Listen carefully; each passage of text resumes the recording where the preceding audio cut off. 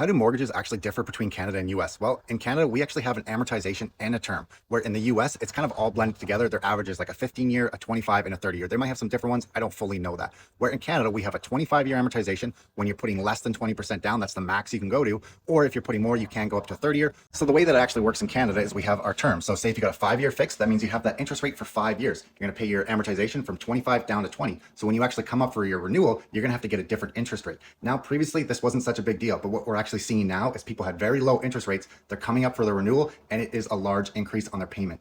In the US, they actually fix their payment for the entire amount. So if they got a 15-year, a 25, or a 30-year, if they got a 3% fixed, they get that for the entire time. The way that penalties actually get calculated in Canada and US are completely different as well. In Canada, we kind of get screwed here because the banks are going to win. If you break your mortgage early, they're going to want their money from you. You would ask, well, why doesn't Canada do the exact same thing for the entire amortization for that 25 or 30 years? Well, this comes down to the risk tolerance of the banks in Canada. Now, this is a big reason why the Canadian banks have actually been more resilient than the banks in the US.